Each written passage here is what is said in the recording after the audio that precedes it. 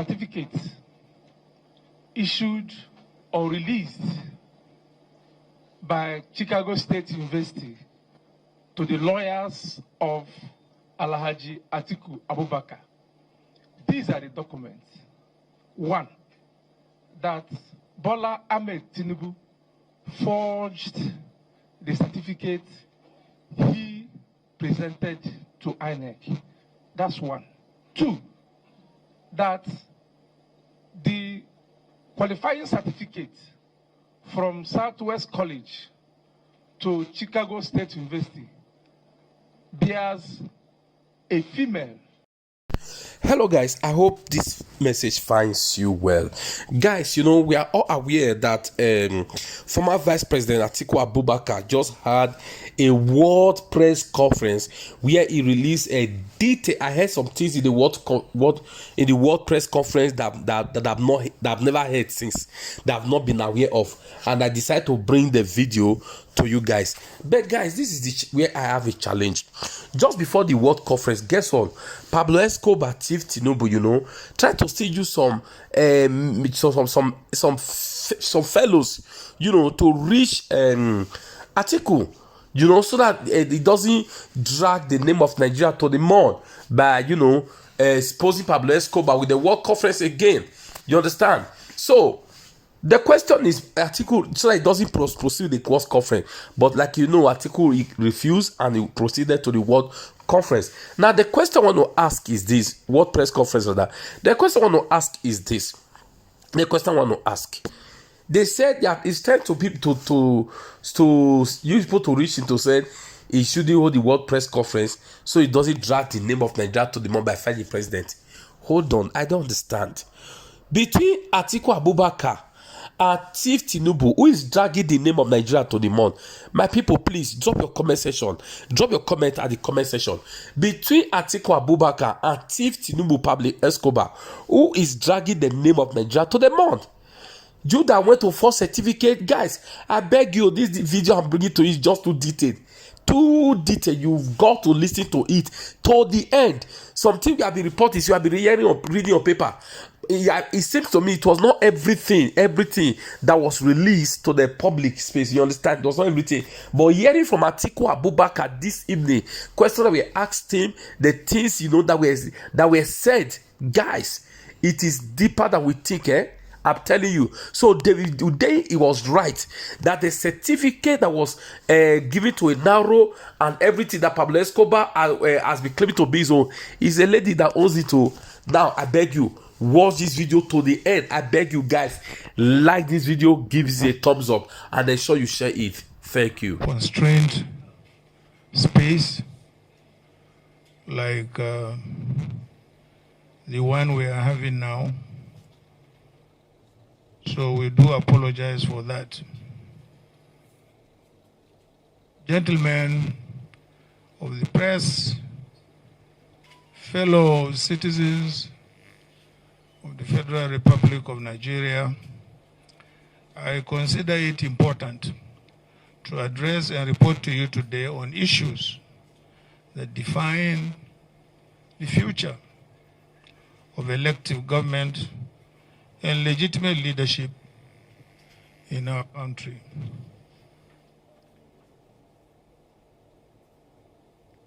Political leadership and active citizenship matter because they are ways through which we all work together to build a country that works for all who live in it and who will come after us.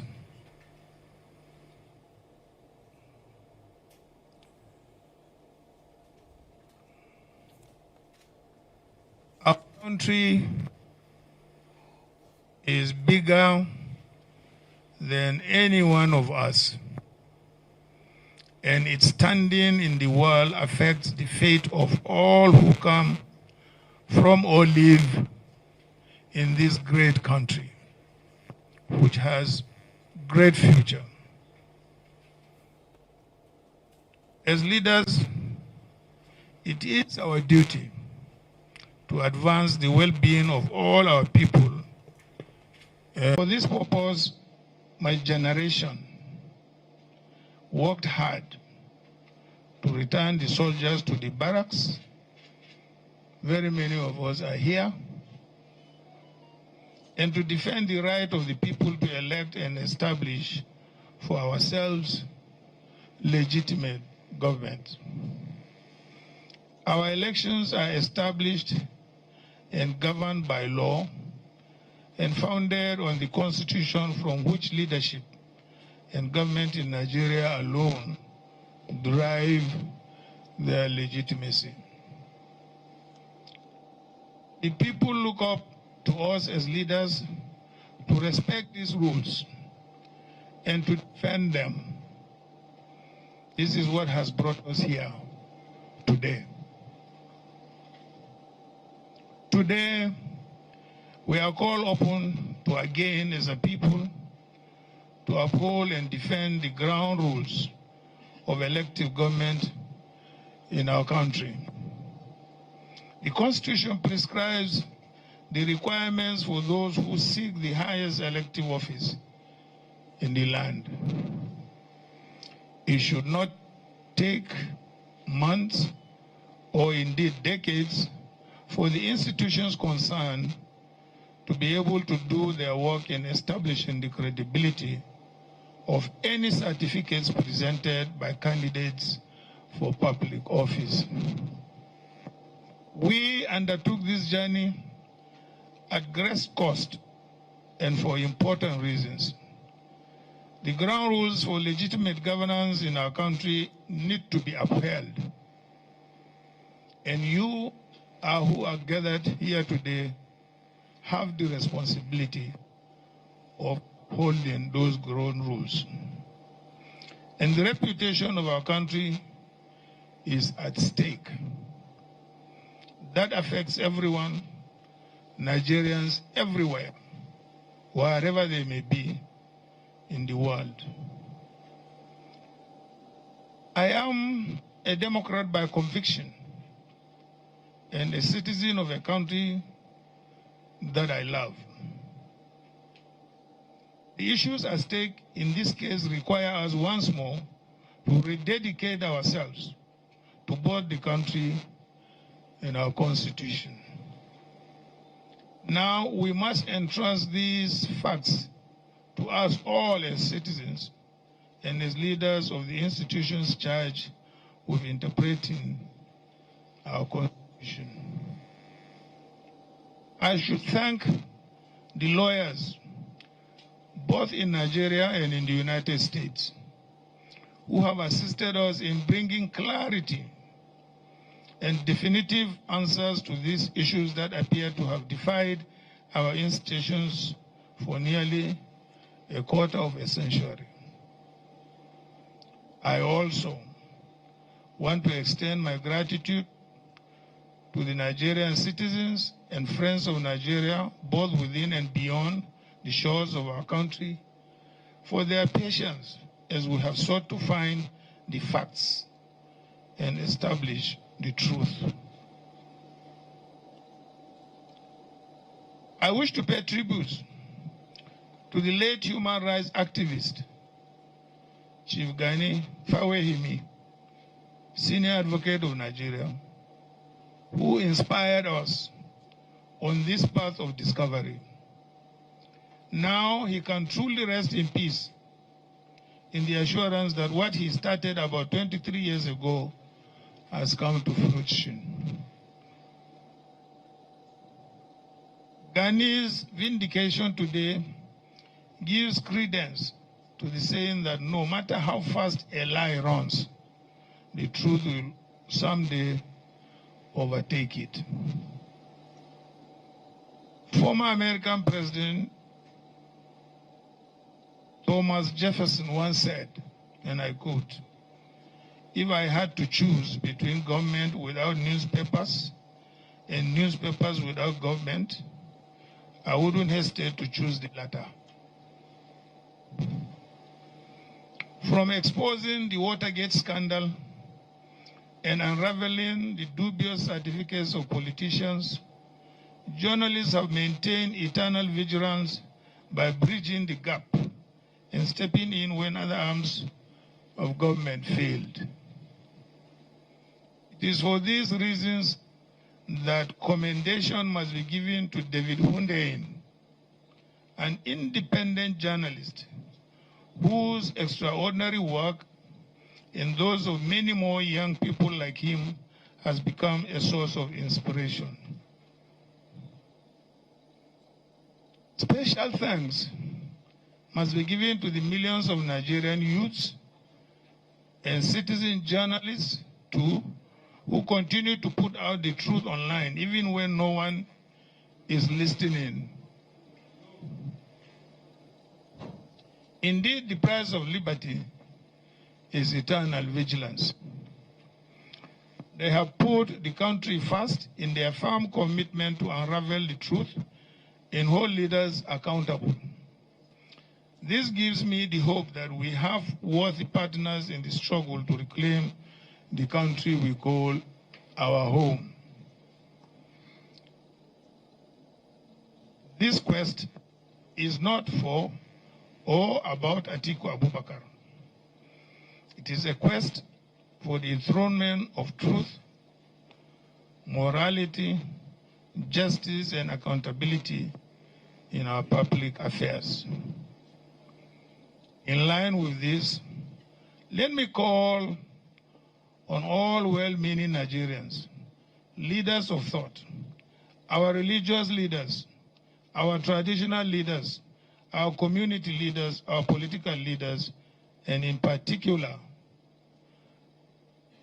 Governor Peter Obi of the Labour Party and Governor Rabi Ukwankwaso of the NNPP, and the leaders of every political party in Nigeria, and indeed every single person who loves this country, as I do, and who wishes nothing but the best for this country as I do, to join me in this campaign to enshrine probity, accountability, and the basic principles of justice, morality, and uprightness in our country and in our government. This is a task for each and every one of us. Let me, therefore, at this juncture, thank you for listening. May God bless you all, and may God bless the Federal Republic of Nigeria. Thank you.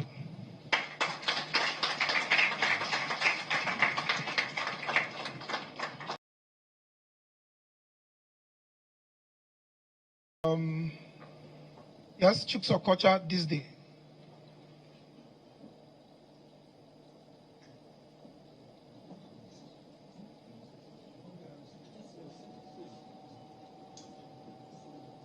Good afternoon, everybody. Much has been said about the real documents from the Chicago State University. I want the former Vice President, the PDP presidential candidate Atiku Abubakar, to tell us in clear words, because many papers, many television stations, many radio stations have been giving various versions of the documents handed over to you. Sir, what did the documents handed over to you say about the person of President Bola Ahmed Tinubu? Thank you, sir. And secondly, sir, what value will these documents handed over to you will be at the Supreme Court?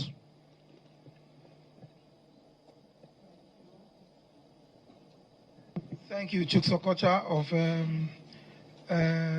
These Day newspapers. Eniola of African Reports, that's an international platform, yes.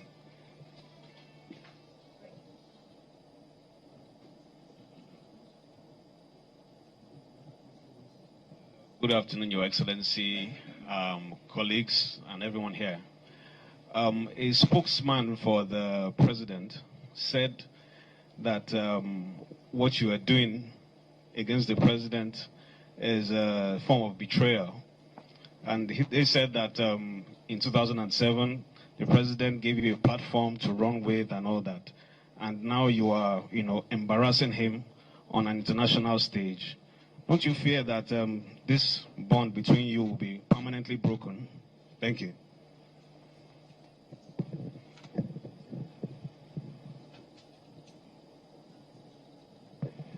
Thank you. His Excellency will take the question from the African reports, while Barrister Kalu will respond to this day newspaper's inquiry.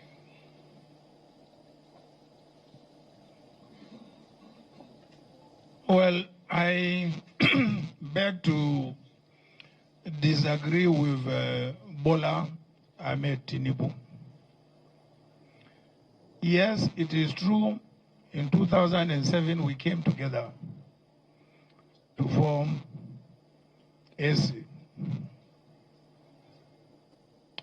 And in Lagos, at the convention, I emerged as the winner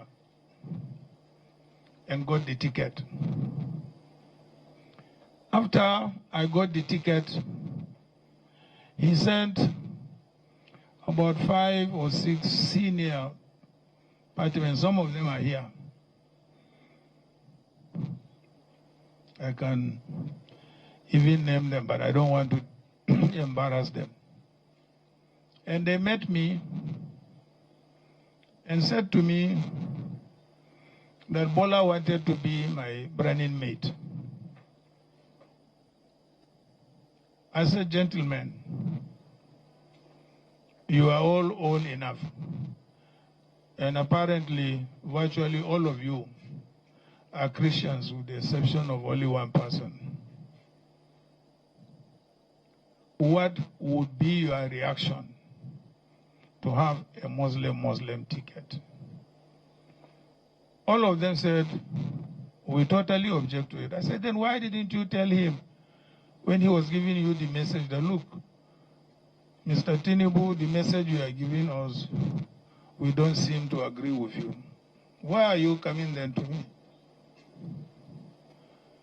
And that was the end of the political relationship. He broke away, went and supported Umaru Yar'Adua. So, where is the ground for him to say that I betrayed him? But those of you who are old enough will also remember that in 2003, the PDP took over all the southwestern states, with the exception of Lagos. I stood between Obasanjo and himself. I said, no, you can't take over Lagos. Leave it. And he left it. So who is indebted to the other? Is it me or Bola Ahmed Tinubu? But there are other things which I would not want to go into. But I vehemently deny that either I stabbed him at the back or did not do him whatever. Thank you. Until today, I will not do Muslim ticket. So I don't have to be president because I don't believe it is right for this country. It's not right. Absolutely wrong. We are multi-ethnic and multi-religious. And our government should reflect our diversity and our composition. Thank you very much.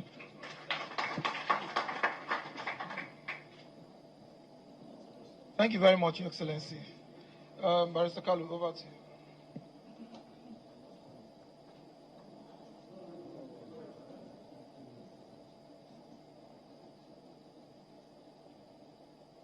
On the certificates issued or released by Chicago State University to the lawyers of Alhaji Atiku Abubakar.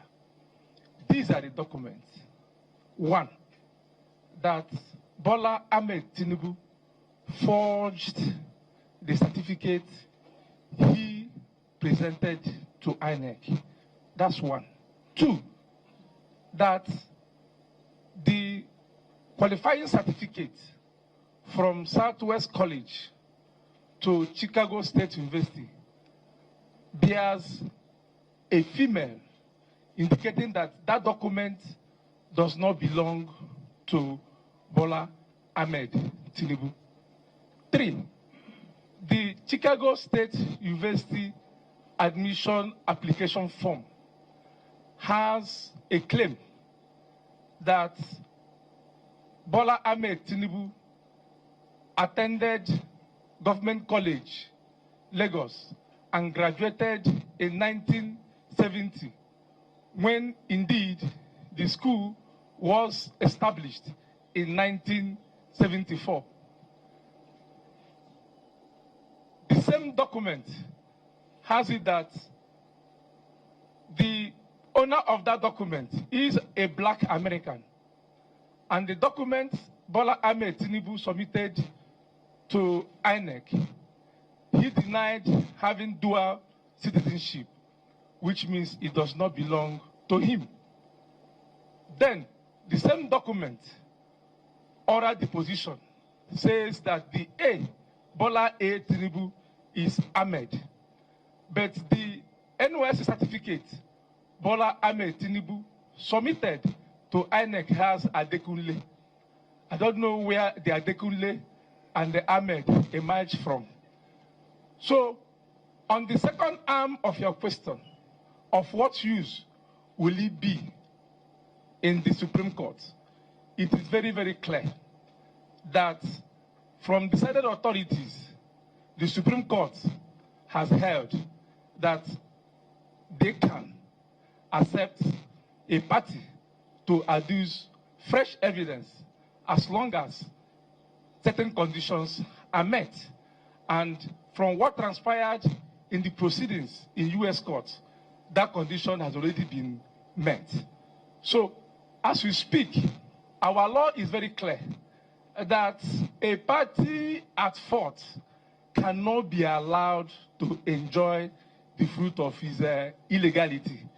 That is our answer to your question. Thank you. My name is Carlo. Carlo.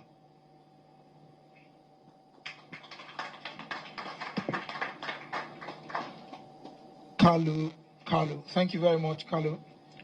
I will take, because of the condition of this place, very hot, and I have their excellencies present here.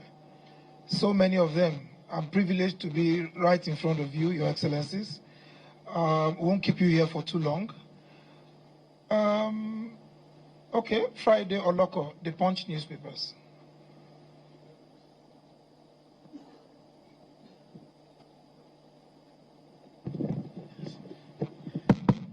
Yes, good afternoon, Your Excellency. My name is Friday Loco. I work with Punch newspapers.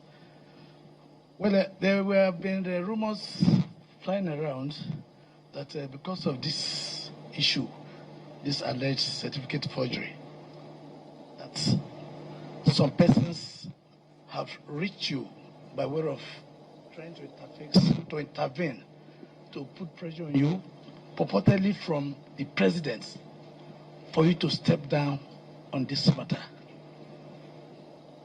If it is true, will you step down on this matter? That's one. Secondly, you are fighting this cause. What is the fate of your business interests? Do you fear that maybe, should you continue, that your business interests might be threatened because of the powers from the presidency? Thank you very much.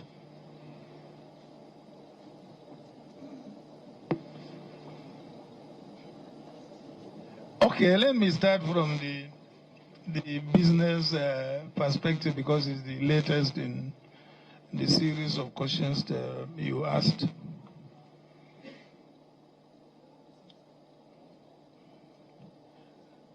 Yes, as you might have read in several other places, I was, in fact, not involved. In fact, I was the founder of one of the biggest oil and gas logistics company since the military area. And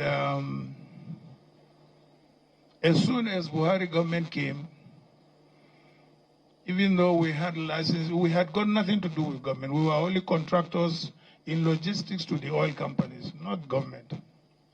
But as soon as Buhari came, all those contracts were revoked and taken away from us till today. So I'm not doing any government business. Yes, I'm in other businesses, agriculture, manufacturing, and so on and so forth. So that's as far as government business is concerned. So I'm not scared of any business being taken away from me. It has already been taken away from me since the beginning of, it was in 1990, since Buhari's time. They took it and distributed it among themselves. So what was the other question?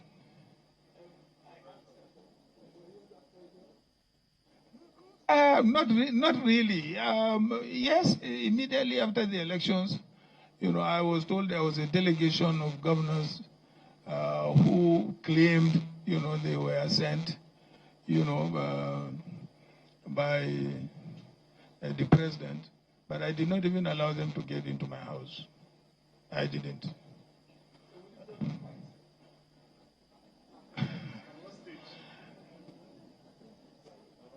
I will only drop the fight when the court rules.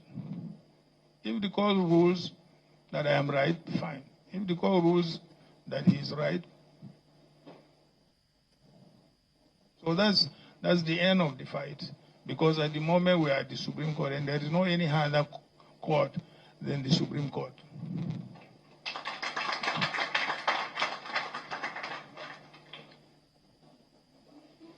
Thank you, Your Excellency.